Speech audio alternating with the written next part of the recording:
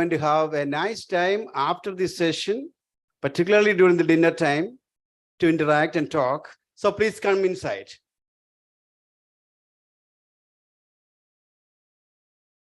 So our conference in its business form actually starts now.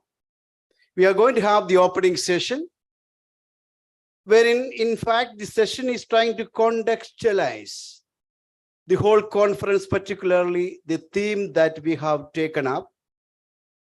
The theme, I repeat, in fact, it was well articulated by our Vice Chairperson of the State Planning Board. Innovation-driven knowledge economies and transformation in the Global South. We are going to have two eminent speakers.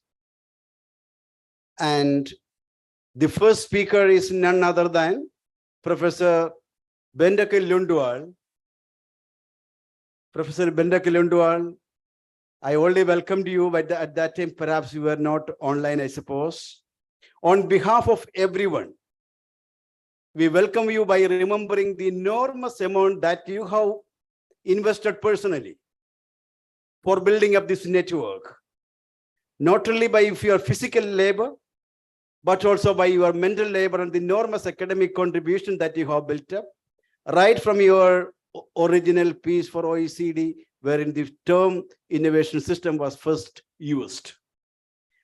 And we have not enough words to appreciate your contribution. We are aware that you are very much interested in joining us with Brighte for this conference. I know that you have been planning it. You wanted to stay 10 days beyond the conference for reasons which are beyond our control. You are not with us. We appreciate that situation. And also I place on record our sincere appreciation to you for your generous support, for facilitating the participation of a number of young scholars from the Global South in this conference. That is truly an indication of your commitment to capability building in the Global South, and particularly to the young scholars. And Professor Bendake will be the key person. And another key speaker is none other than Professor T.M. Thomas Isaac. Professor T.S. Thomas Isaac doesn't need any introduction in Kerala or the academia in India. You may recall that during the 2006 Globelics conference in India, he delivered the valedictory address. At that time, he was the finance minister. A person who has got proficient understanding of the wide range of issues, not only in the national and regional economies, and also at the global context in which southern economies perform. He masterminded the idea of transforming Kerala to a knowledge economy as articulated in his 2021 budget. And subsequently, we had a day-long workshop that started at 8 o'clock, wherein Professor Yesho and other scholars from Japan joined, and it concluded by 2 p.m. with Judith Satz and others. And we had a unique finance minister sitting throughout from 8 a.m. in the morning to 2 p.m. in the evening. That is what is Professor T.M. Thomas Isaac. That is the second speaker. And we have two eminent personalities from the Globelics network to chair this session. The first one is Professor Luke Sute. Luke Sute, again, doesn't need any introduction to this community for his enormous contribution, even jointly with Professor Christopher Freeman, and formerly the director of UNU Intech, and his contribution in Lisbon Agenda and with his involvement in EU, these are well acclaimed. I don't want to speak anything more about it. And we have here Professor Luke Sute, and I welcome you, Professor Luke Sute. And most importantly, there is Professor Judith Satz. I have none other than and nothing else to quote other than she says that knowledge divide is at the heart of the development divide. That is actually a statement by Judith Satz, which always remain in my head. And professor from Uruguay, one of the members in our earlier scientific board of Globelics, and former president of Globelics, she has immensely contributed to the growth of this network. So I could not think of these two eminent personalities other than two eminent personalities to chair this session. So I request Professor Luc Sute to set the stage by putting his introductory remarks, and as co-chair, Professor Judith Suss will conclude this session. And I invite Professor Thomas Isaac to come to the stage.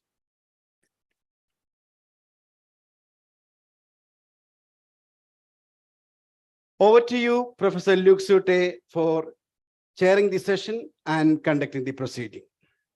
Thank you so much, KJ. It's a delight to see so many friends there, and in particular to see, of course, Bengt Åke Lundvall, a long-standing friend, the Obelix in our Globelics. That was, of course, the joke we made at the time, and I was the asterisk. What was important was that we were in a very small village there. We actually were both from very small countries. And I think both Bengt Åke and myself felt always frustrated about the size of the country in which we operated, whether this was in terms of national systems of innovation or whether it was in terms of the international relations and international networking of research. So I think Globelics followed really from the logic of these small size frameworks in which we were operating, and whereby we were basically forced to look outside. And when we looked outside, of course, we saw that most of the research was actually focused on Europe, on which countries' issues and advantages. And I think the whole issue about Globelics came out of the need really to go beyond. And I will not say more because Bengt Åke will give you a very nice overview of these last 20 years. I might come back with some comments from an old paper which Bengt Åke and myself wrote back in 2002, in which we made some issues about our personal motivations with respect to Globelics. But I give with a great delight, I'm delighted to be able to give the floor to Bengt Åke. Bengt Åke, you have the floor.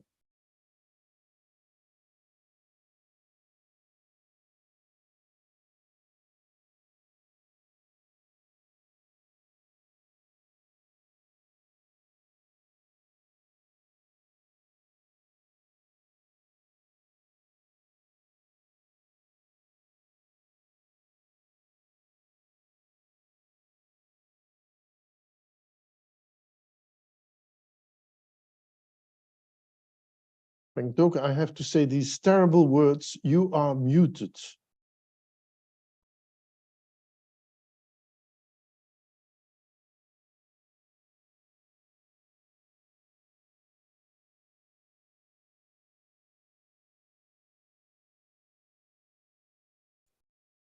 Sorry.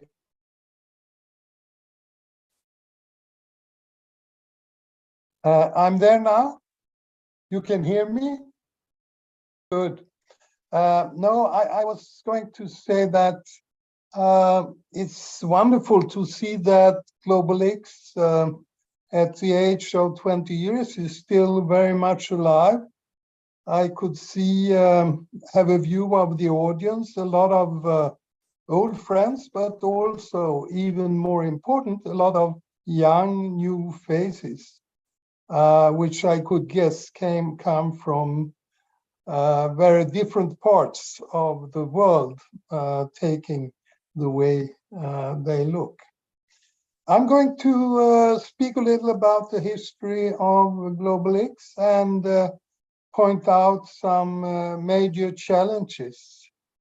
But before that, I would say that both me and Luc, we are very skeptical to concepts like optimum. That's something you have in neoclassical theory.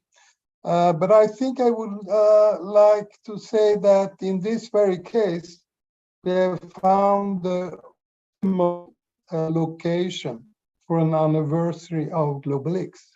It has to do with the fact that Kerala is already known worldwide for its inclusive development policies.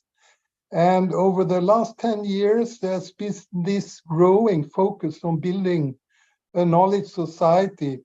And I'm aware that my co-speaker, who I can see, is one of the intellectual leaders in taking Kerala this way. So it is actually the optimum site we found. And I want to, of course, say a great thanks to the government of Kerala and the government of India for their support of Globelics. And of course, thanks to KJ and his colleagues for taking on this extremely complex task to organize this anniversary conference. I'm aware when you mix people speaking long distance like myself and people being there, it gets double complicated, and it is complicated in before. I have great memories from Globelics conference 2006 in Trivandrum. I actually had one of my most wonderful anniversaries, my 75-year anniversary on the beach. And it is, of course, with great regrets that I had to decide that the journey would be too difficult for a person of my age. So welcome to all participants. I trust that you all will respect the basic rule of Globelics gatherings, which means you should work hard and have fun. I'm sure you will do that. Let me say a little about the origin of Globelics. It was really something you might call collective entrepreneurship behind it. The first ideas were developed at the end of the earlier millennium. Actually, I think we first discussed it in Rio, 1999. And we discussed it also in context with developing the book Africa First with African colleagues in Aalborg in 2000. Luc and me, we had ongoing dialogue on how to go ahead, and he played a very important role in co-designing the network. And we took inspiration from Chris Freeman and Richard Nelson.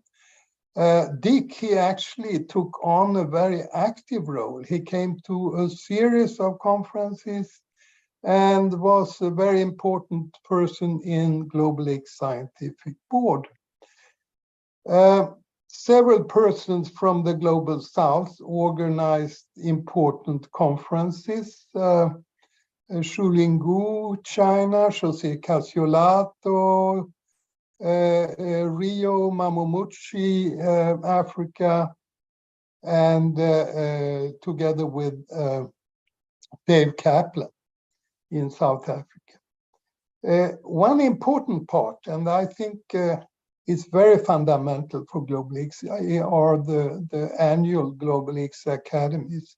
And here Manuel Heitor, Emmanuel Godinho, they started this from Portugal, and later they were joined by Erkki Kaukonen, Mika Kautnen, or Mika Rainio. I remember we always spoke about the two manuals and the two Mikas.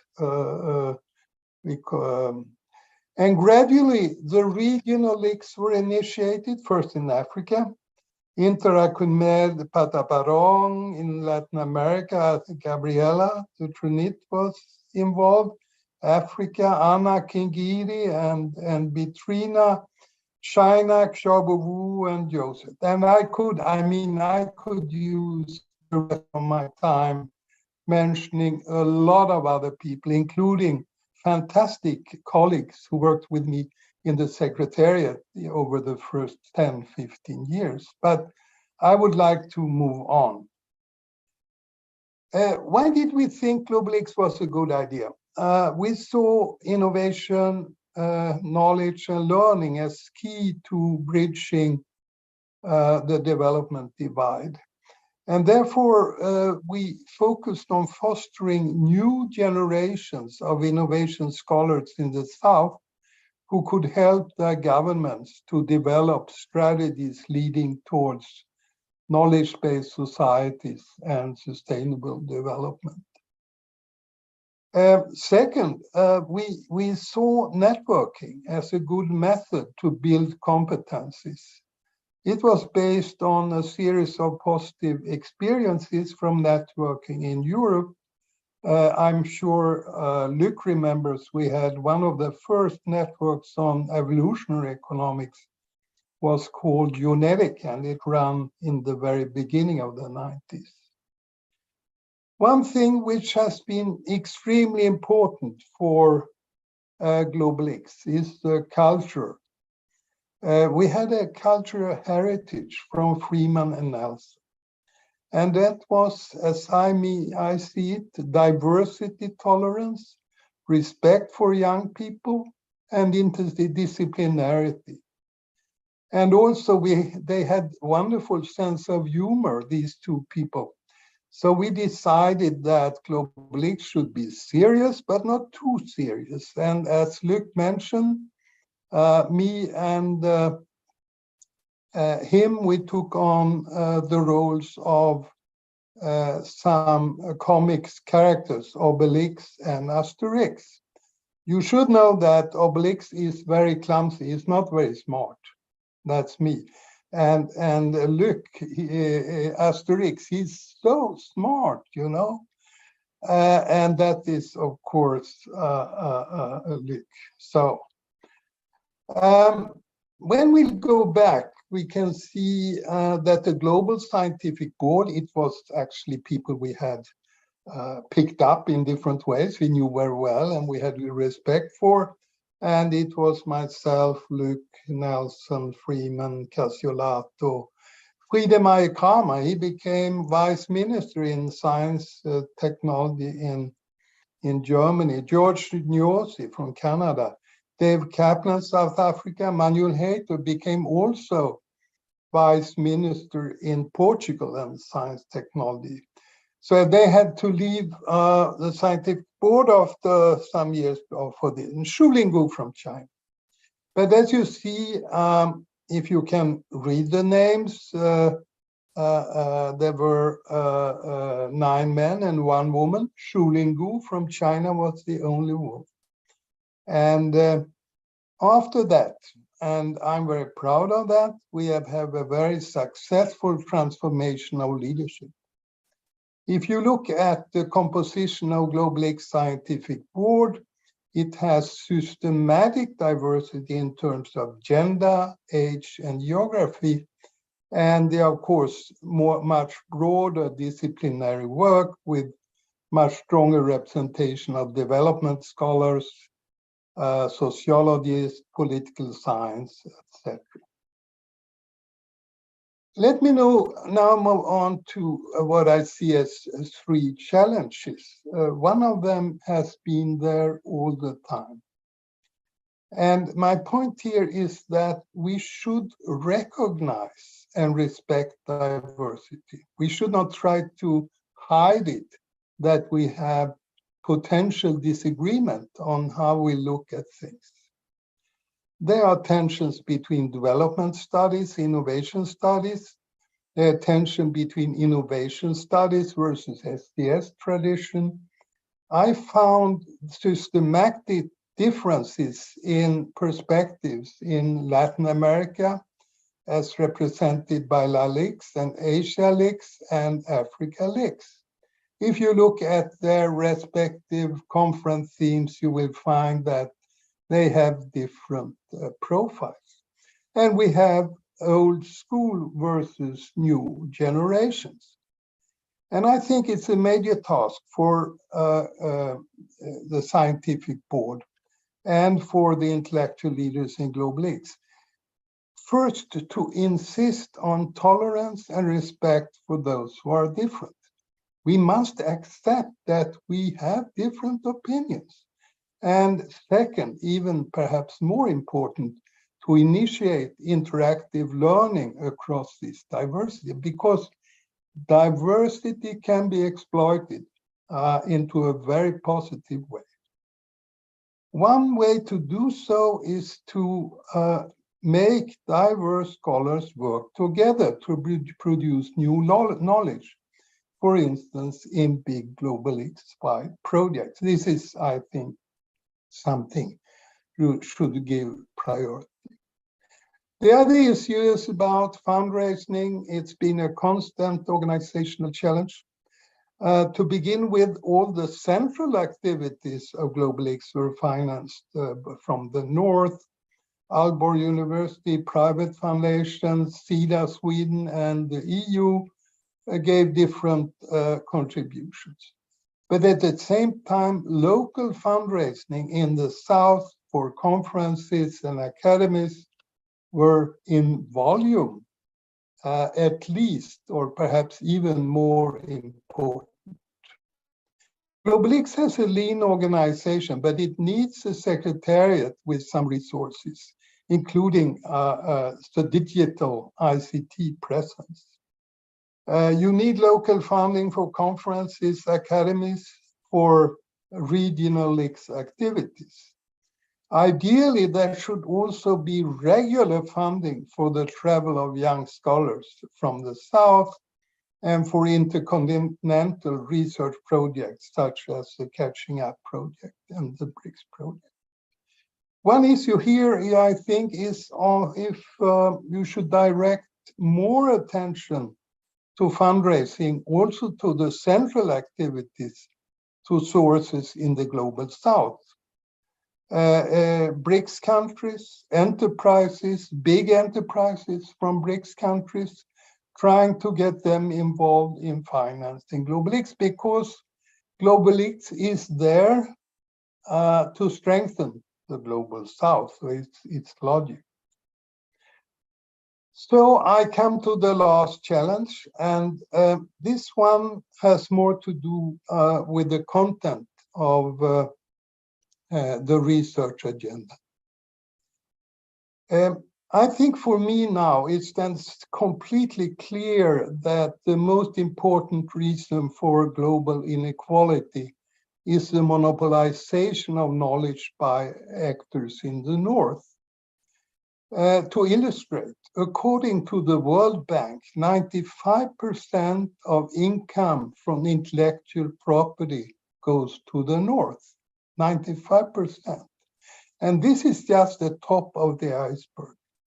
In 2020, low and middle income countries paid 77 billion US dollar in royalties, and they received 13 billion US dollars. The least developed countries paid almost 300 million US dollars and received less than 70 million. It's interesting to note that the country which has done most to establish its own intellectual property income has still has enraged the US and to some degree also partners in Europe. They have been accused for stealing intellectual property. Still, we can see that China pays more for US intellectual property than it earns. And the payments to the US has increased more than its GMP. So I'm going to show you, if you look at the lower diagram, you can see intellectual property payments to the US as compared to the growth in GDP. And as I said, this is just the top of the iceberg. Intellectual monopolies harvest rents worldwide in medicine, digital services, and green technologies. And I think it's an issue also for Globelics to ask the question how to change the world order so that the countries in the global south get a chance to develop stronger national innovation systems.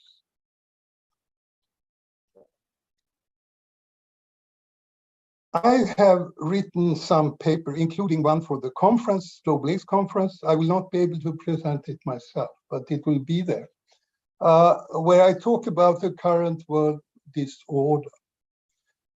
We can see how several crises call for new forms of global governance and for mobilizing knowledge to address the different crises. We had the financial crisis 2002 and the Great Recession 2009, and perhaps most dramatic in those days, we get more and more scientific evidence that the climate crisis is becoming a real and acute threat to humanity. And I think the COVID crisis illustrated what happens when nature strikes back. And artificial intelligence is a high-risk technology. But the last decade has split the world system, undermining collaboration in the production and use of knowledge. We see how the vulnerability of people living in low-income countries is extremely high, and we see the Northern knowledge monopoly. We see China's rise as an economic great power and the US reaction in form of a declaration of war against China.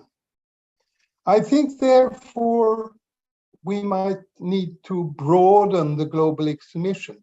The different crises demonstrate that it is necessary to build stronger national sustainable innovation system in the South. And this is the central mission also for the future. We know that the North will not voluntarily share critical knowledge. We can see, for instance, the issue of the COVID vaccines, where African countries actually had to pay a higher price than European countries for vaccines, which was completely unacceptable. But my point is, it's not sufficient to build stronger innovation systems. There is a need to take a critical look at the world system, which has produced the current disorder, and to consider the potential of the global South in shaping a new sustainable world order based on knowledge sharing. Globelics was built from the assumption that innovation has a potential to solve problems and lead to development. Perhaps we were somewhat influenced by the idea, which Luc was one of the first to criticize, that innovation is good for you. But now, today, we can see how tech giants in pharma, artificial intelligence, they engage in innovation with the primary aim to establish knowledge monopolies that exclude the South. So this is why I end by asking the question, should Globelics scholars have a somewhat stronger focus on the political economy, on geopolitics of knowledge and innovation? It would be an issue of adding to agenda, not to substitute for what is going on now. So let me end by saying, in a world characterized by deep geoeconomic and geopolitical divides, Globelics constitutes a very important and unique platform where scholars from all parts of the world can meet. And the original mission of Globelics, as we thought about it when it all started, to close the knowledge divide between the North and South, is more important than ever. And let me here at the very end wish you all a very successful conference. I'm somewhat envious I can't be there together with you. Thank you very much. Thank you very much, Bengt Doken. may I make just one asterisk comment? You're welcome.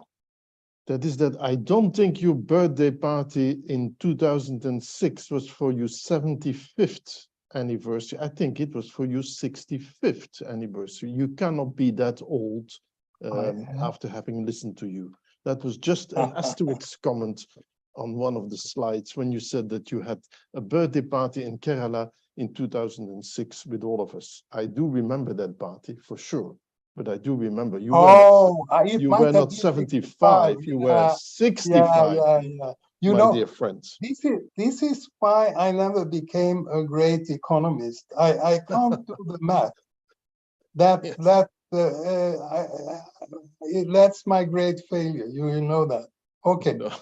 Anyway, thank you so much, Bengt Torker, for this very nice overview. And I'm sure there will be lots of comments if we have the time, of course. But I give now quickly the floor to Professor Thomas Isaac, whom I also have met several times already, also online. And I'm delighted that he is there to give us the opposite picture, so to say, the regional dimension, from the national to the regional dimension.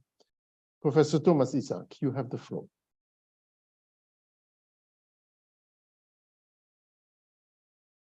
Dear colleagues and friends,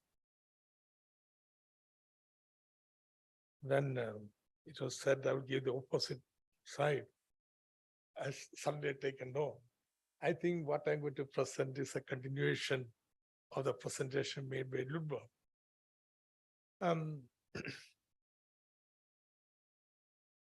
Let me start with a very simple statement that the contemporary science and technological revolution is profoundly changing the economies and societies.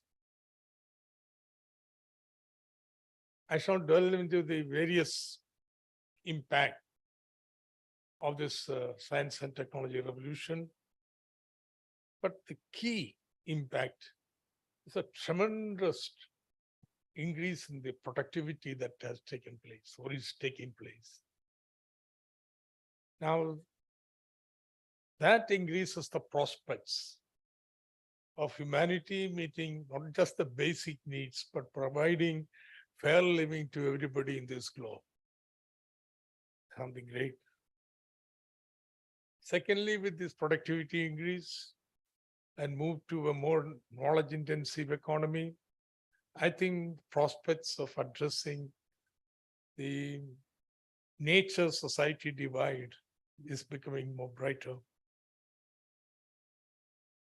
But there is something as impediment which stands in the way, and that has been hinted by Professor Ludwig, that monopolization of knowledge, privatization of knowledge commons that is taking place, or monopoly of the knowledge systems by the North. Now, this along with unprecedented financialization, which is spurred by the financial innovations, crazy stuffs that are being innovated, has led to something unprecedented. The global inequality, the increase in the global inequality has been the highest ever in the human history. It's not just the inequality between the least, distance between the least developed and the developed, but also within the countries. So this is something opposite of what we expected. Secondly, not directly connected to the nature of science and technology revolution, the challenge of nature-society divides continues to be unaddressed. The system doesn't want to give it a priority.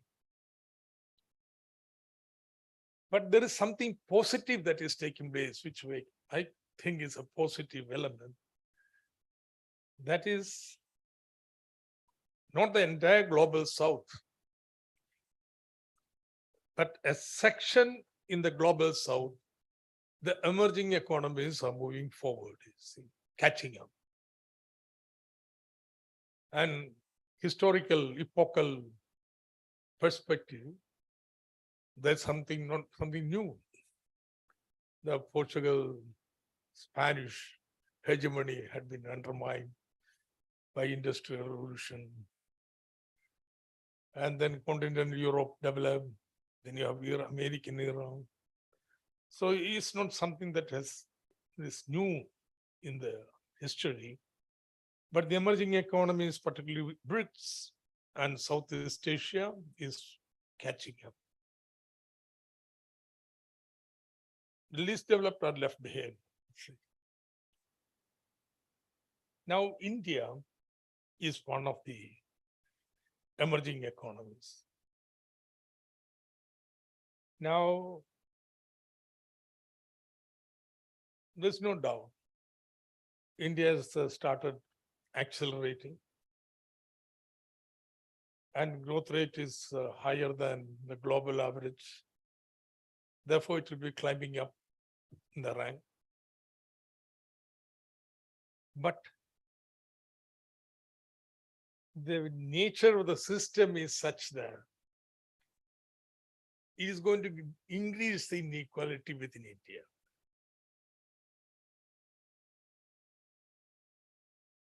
Now, one major fault line in India's development since independence has been we have not invested sufficiently in education and healthcare, say, as Southeast Asia or China has done. And therefore, this move to knowledge economy, which is also going to take place in India, the focus is there on research, funding more, and so on, is going to lead to a digital divide, leaving out the majority. It's going to be dual growth, you see, which is a reality that we see in our eyes. Now, speaking from the perspective of the region, that is Kerala, we want to have a development experience which rejects this non-inclusive nature of growth. We want to ensure that nobody is left behind. And we are fortunate in this respect because we have been investing in health and education. So that's something very unique about Kerala's development experience. Normally, in economics, we all speak of Kuznets curve, where inequality grows, increases up to inflection point when it begins to trickle down and everybody gets, and inequality comes down. But what if through a strategy of redistribution, you redistribute even while the growth is taking place? No. Yeah. That's okay. That's what happened in Kerala. Basically, three interventions. One is state promoting, trade unions, collective bargaining through, say, minimum wage legislation, welfare boards, and so on. So the wages rule. The wage rates in Kerala is more than double the national average in the unorganized sector.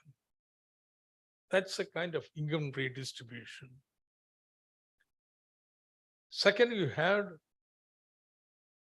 but for plantation sector, comprehensive land reform, which is a form of asset redistribution. And you have public provisioning of healthcare and education, and to an extent, social security, so that ordinary people of the state enjoy much higher quality of life than the rest of India.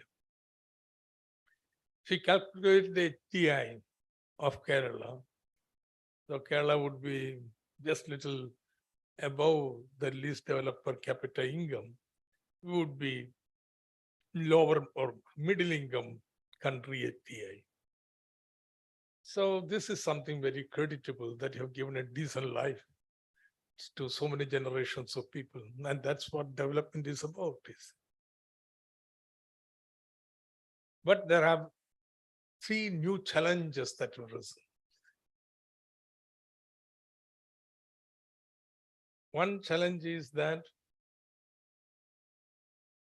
the second generation problems with respect to education, healthcare, and so on, how to tackle it. Second is having invested, focused upon social sectors. You are underinvested in infrastructure. So there is an infrastructure deficit that has to be taken care of if you intend to seriously move into a knowledge economy. Third, with an educated labor force, you are not able to generate kind of quality jobs that educated person, labor force expects in the economy.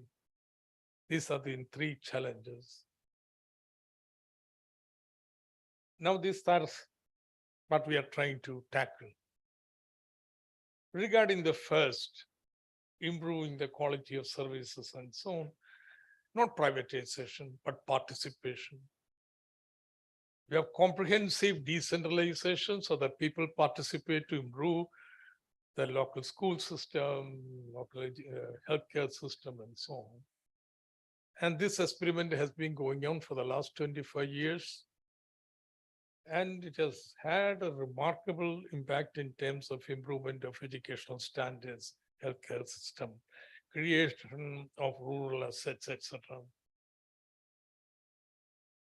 Now, second challenge of infrastructure, since we refuse to move away from the focus on education, healthcare, and social services, if we are going to finance the infrastructure from the budget alone, is going to take a long period. And therefore, you have done what I call a financial institutional innovation. You have an institution to which the state is committed, okay, undertake 100,000 crore projects of infrastructure. And state promised to pay an annuity every year. And on the strength of this annuity, securitizing this future income flow, this institution borrows and undertakes the infrastructure projects. And it's on. It's on. There are some problems. I don't want to divert too much into that. Now, third one, that's where knowledge economy comes, okay? What does that imply? It implies basically two things. That Kerala accept that, say, appropriate industrial sectors for Kerala, more appropriate for its resource endowments are knowledge intensive and skill intensive industries. So you try to attract investment in the promote industries in the. And second, you try to create an environment for this transition primarily by restructuring higher education, which both the vice chairman and the finance minister was referring to. Now, if you take the Kerala universities, school system is very robust, best in India, but you go to higher education, well, there's a lot of wanting. Therefore, whole measures, set of measures are being adopted to ensure the higher education ceases to be a system which passes on knowledge but creates knowledge. It's a complicated thing. It's not just question of money. I believe the greatest asset of Kerala in this transition is going to be expatriate Malayalis working in the universities and knowledge systems elsewhere. I say it very seriously because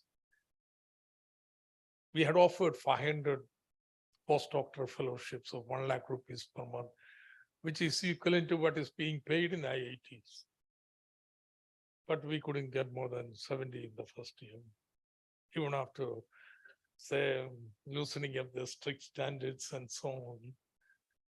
So you can break through only by ensuring the partnership with the scholars outside.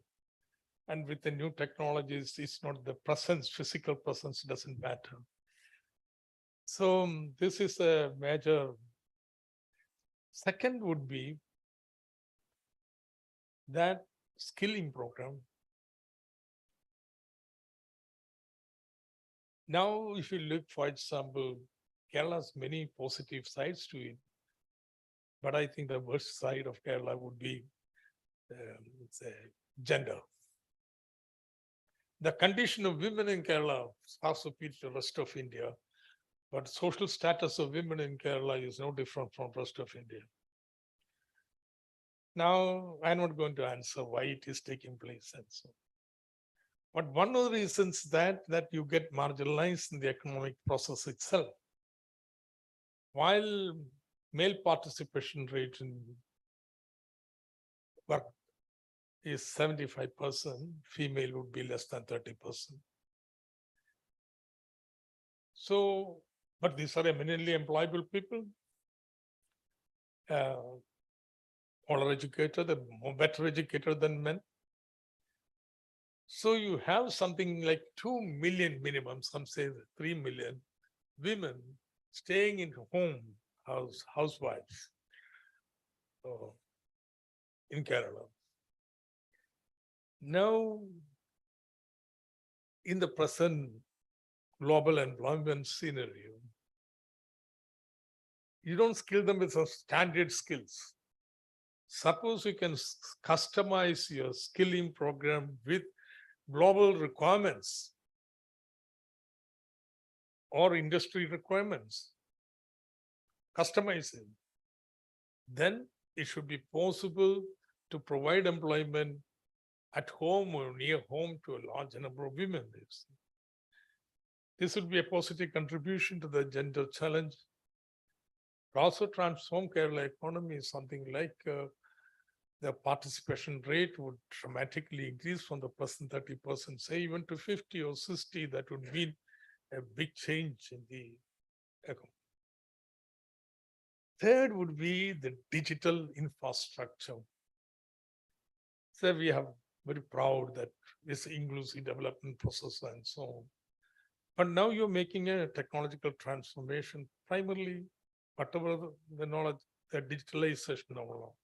It can lead to a digital divide. How do you protect against such an outcome? So we started building the digital infrastructure for the schools. All the classrooms in Kerala have been digitalized. I think colleges are not that equipped. All the schools are. And I'm going to go through the details of it. That has been done. And then something what the Chief Minister referred to, making internet a basic right. So the poor, you will provide free internet. You can do it only through cross-subsidization. Therefore, government is building its own internet highway. It's called, he mentioned the name K-Phone. And a laptop to every house. And that would pay the basis to ensure that the poor is not left out. So this infrastructure, digital infrastructure building is something very consciously taken up and moved forward. So the skilling program, higher education, digitalization, and creation of an ecosystem for startups, promotional startups. we learn from mistakes, but I think is paying already paying the dividends. So we transform the technological basis of Kerala economy to knowledge intensive processes and techniques, ensuring that nobody is left out, that everybody is included, that your egalitarian tradition of which you are proud is taken forward. And I mentioned about decentralization initially. That lays the basis for a democratic society. That you see, democracy is not voting. Democracy is something that increasing the democratic space for ordinary citizens to intervene. You see, you guarantee that. And I liked something Ludwig put up regarding diversity, acceptance of diversity. Yeah. So you have a circular society that accepts diversity. It's very important. What is happening in India is the dual growth. Then you deny diversity, because if you want to take this project forward against the resistance from those who are left out, you need something like that, which you blame the other. So the transition that we are seeking, I don't know if we achieve or not, but aspire for, this will be something different. It will increase the productivity, create productive employment, but at the same time, ensure the state remains more democratic, more secular. Thank you very much.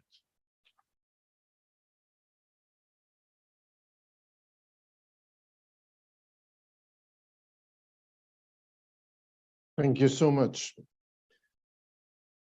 This was a very nice overview also of the Kerala situation, etc. So I think we all learned a lot. Thank you so much, Professor Thomas Isaac. I give now the floor to Judith.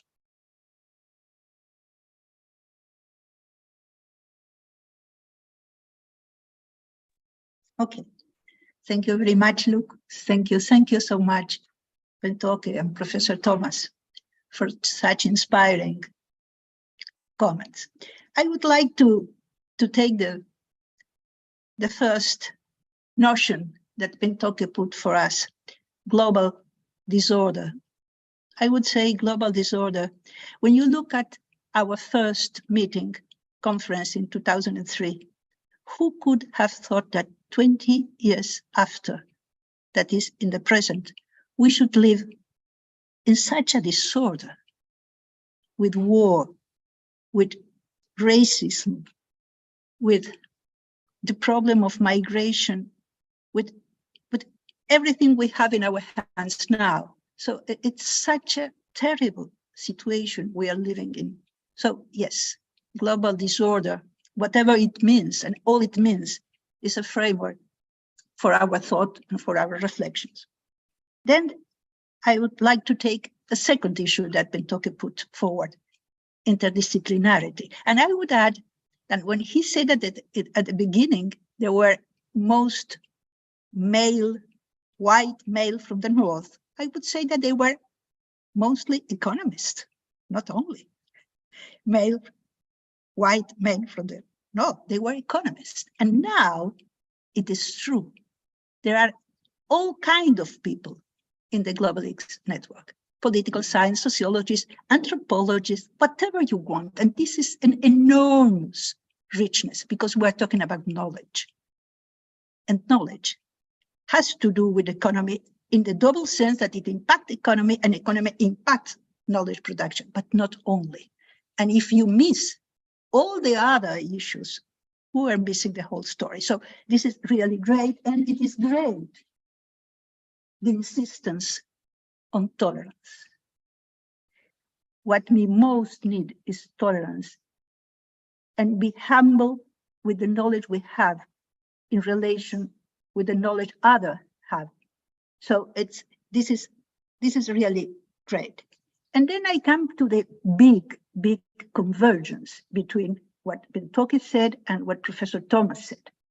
And it is knowledge produced inequality. That inequality is one of the most terrible things we live with, we all know. But it's not so easy to be clear about the knowledge origin of inequality. And both put that very, very much forward. And inequality also brings the issue of gender. Professor Thomas put it. And I want to say that we had 3 days ago a Nobel Prize in Economy for a woman that put forward that it's not just a joke, the issue of gender gap in wages as she studied it, but not only in wages. And we know very well our situation in gender gap in the academy in particular. So I just want to finish with questions for the discussion, because it is absolutely absurd to try to comment something that was so, as a whole, so comprehensive. And my question would be, Professor Thomas highlighted the role of democracy. So my question would be, has democracy something to do with science, technology, and innovation? And if it has to do, how? And if it has to do, looking into how science, technology, and innovation is related to democracy, and democracy is related to science, technology, innovation, is this not an issue for Globelics? As a problem, as an intellectual problem for us? Professor Thomas said something that is absolutely fundamental about Kerala, but more in general. The issue is not letting anybody behind. Because the issue is that if you look at science, technology, innovation for productivity and for economic growth, the probability of letting a lot of people behind, history shows us that is very, very big. So the question is, how can we build directionalities for science, technology, and innovation so nobody is left behind? Is that not an issue for Globelics? So I would like to insist that tolerance, democracy, and equality, not letting anybody behind, and addressing the issue of inequality through knowledge are essential problems for Globelics. They are not the only ones, but they are essential problems for Globelics that I feel that over the last 20 years has been growing into Globelics' mind, and I hope that they will continue to be, so Globelics can make a difference in this disorder that our world is now. Thank you. I'm looking around, and thanks very much, Judith, because this was spot on, and it's very nice to see the links you made between, on the one hand, I do also remember Brazil in 2003 and how we as economists dominated that discussion, and how you really were to some extent an outcast in terms of highlighting each time these elements of sociology and of inequality, etc. So I very much welcome the focus on these interdisciplinarities, and of course the gender issue, which is now being surprisingly within the economics profession become recognized. So, but let me go to see whether, because I don't see any direct comments, maybe I could ask Bentoke to react a little bit to what Judy just mentioned, and that we can then ask also Professor Thomas Isaac. Bentoke. Yeah. I think that it's obvious that in the long term, we need to move towards societies which have strong elements of democracy. At the same time, I think that the abuse of concepts of democracy when countries which are dominated by, you can say, it's where money plays a major role in who gets elected and who gets awards, etc. When countries like that use democracy as a way to try to isolate important parts of the world, and in fact, almost puts the global south as a whole into a dubious category, which is not of the same high ethical standard as the global north. I react very strongly against that. So I think in a way, we must not become fundamentalists in either one dimension or another dimension. For me, it's obvious that it's very difficult to solve some of the current global problems without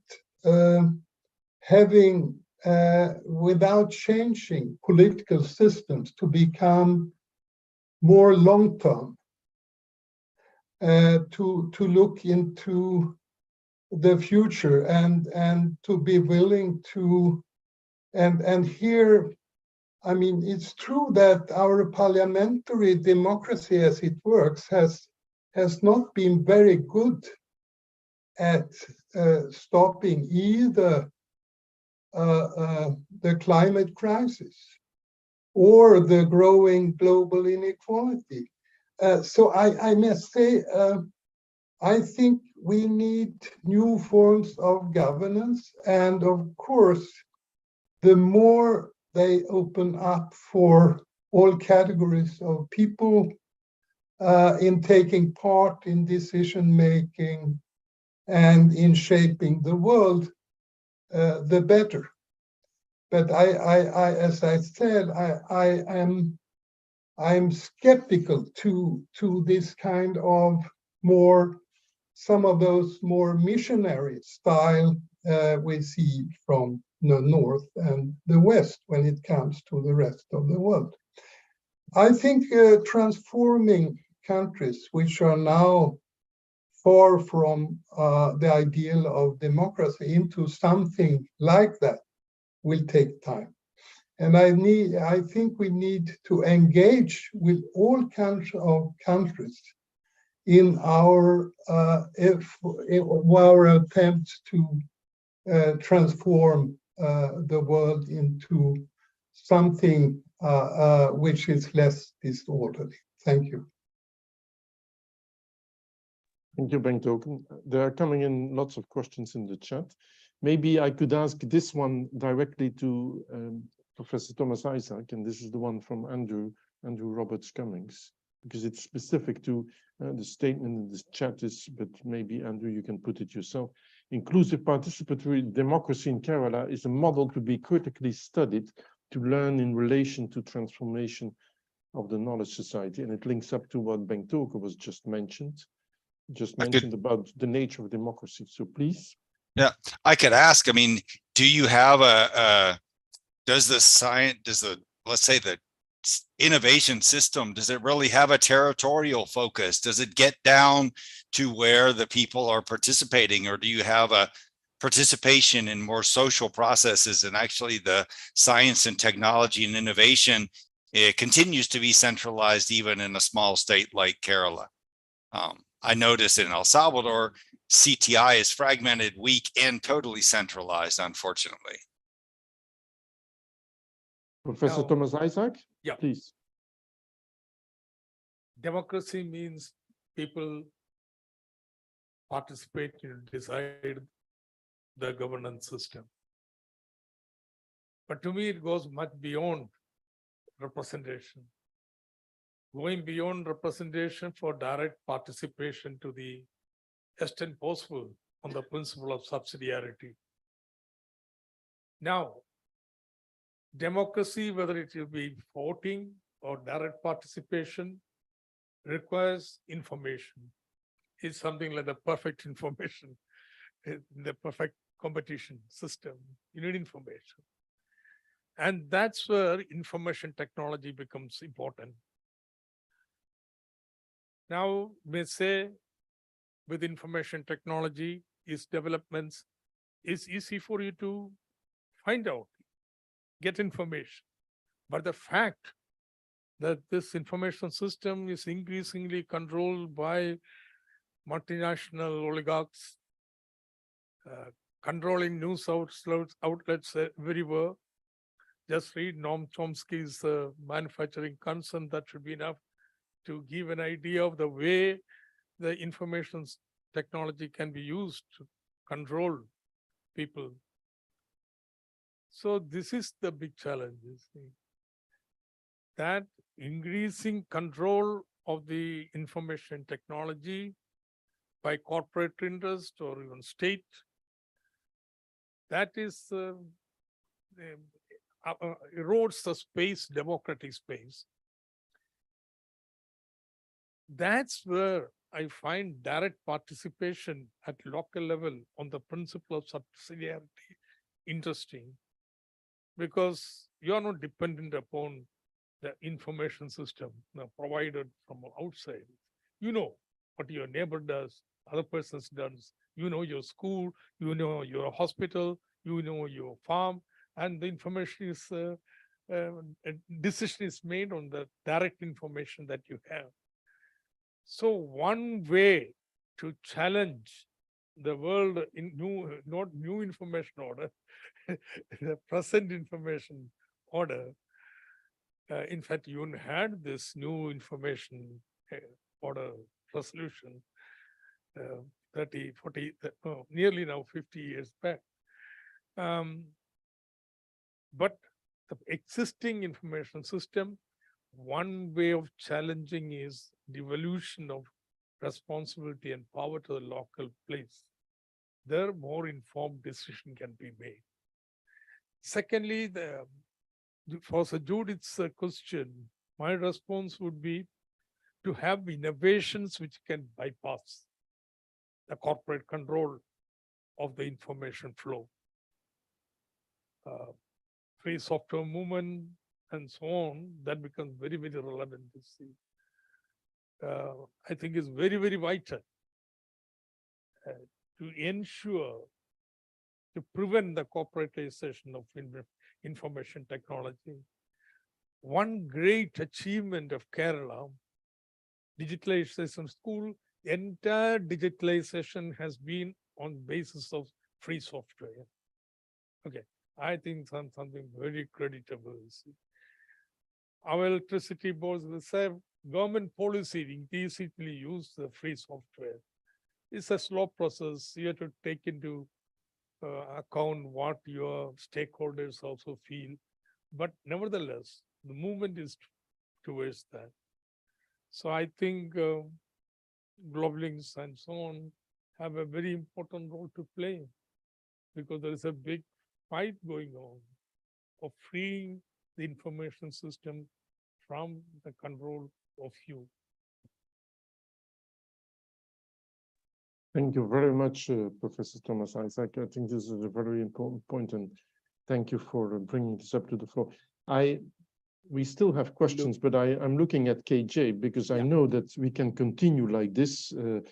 Having had some past with Professor Thomas Isaac, we could continue your time up to 9 o'clock or 8 o'clock in the evening. So I'm just checking with you, KJ, whether we can continue or whether we should. We are half an hour late now. That time we started in the morning 8 and went to 2 in the night, not 2 p.m. Yes. Yeah, 2 a.m. Actually, it's 2 a.m. Right. Yes. So So we can sum up, and We'll ask, perhaps we can request Rika to say thanks to all.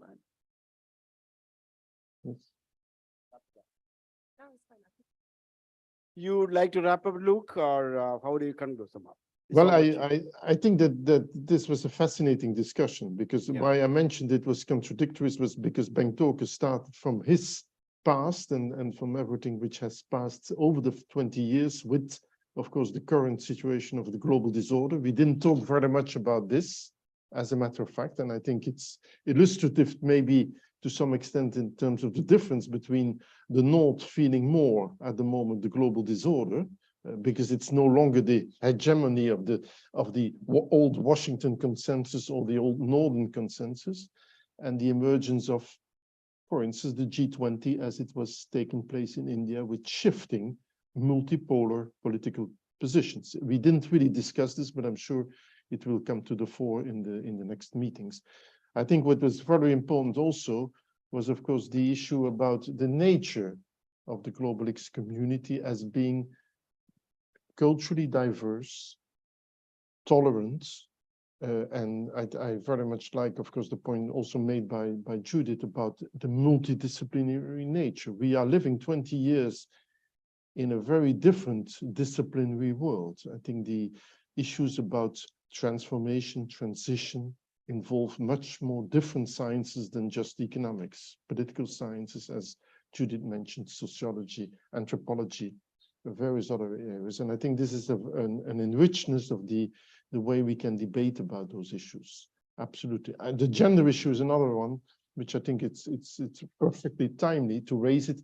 And of course, it raises in a different sense into Kerala than it would do, I'm sure, in Northern European countries. But the fact is, of course, that the recent Nobel Prize was based on American data. It was so it is something which is specific and to the whole global world. So I think this was a fascinating discussion, particularly also bringing in the local issues of Kerala then as the opposite direction, what I meant in terms of global interest we had when we started with the whole Globelics initiative. So let me just thank you, in particular, Bangtoke and Professor Thomas Isaac for your intervention, and of course, Judith for her interventions here. And thank you, of course, KJ, for having organized this opening session, which I think gave a very nice overview of the shifts in the discussions as we've had witnessed them over the last 20 years. Thank you. Yeah, thank you very much. Luke, you may recall what Bangtoke said in the concluding session of 2006 conference, when out of the blue, he requested you to summarize, and he added, there are certain things only Luke can do. You have done it today. Thank you very much. And before concluding, we have we are going to honor Professor Bangtoke Lundwal for all his contribution to the network.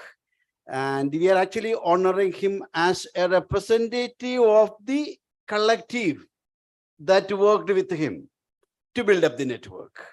So, which I would like to, I don't think that I can get a better person for that other than Professor T.M. Thomas Isaac. And we are in a world where Supreme Court and High Court is considering legalizing the virtual marriage, you know that. So we are going to do that using the digital.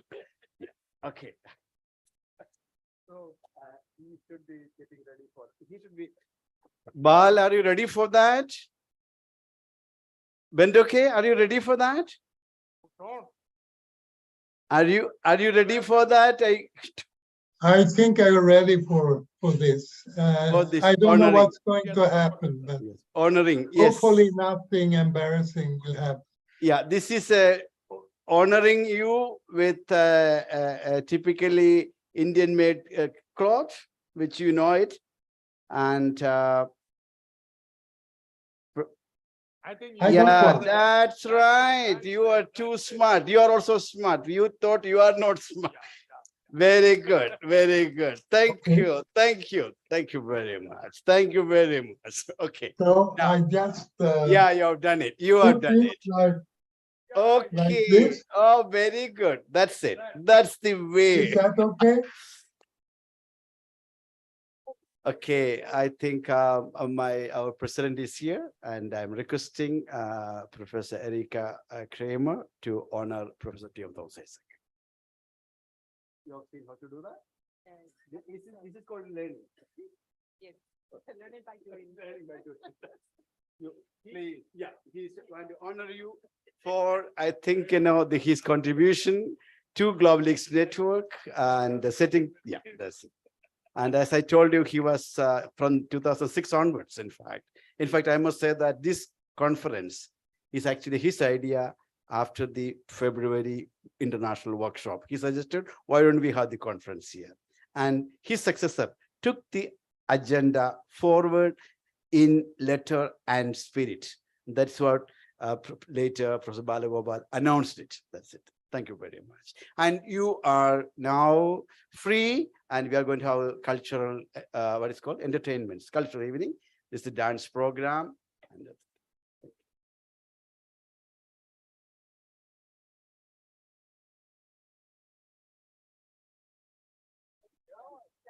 this you can keep it.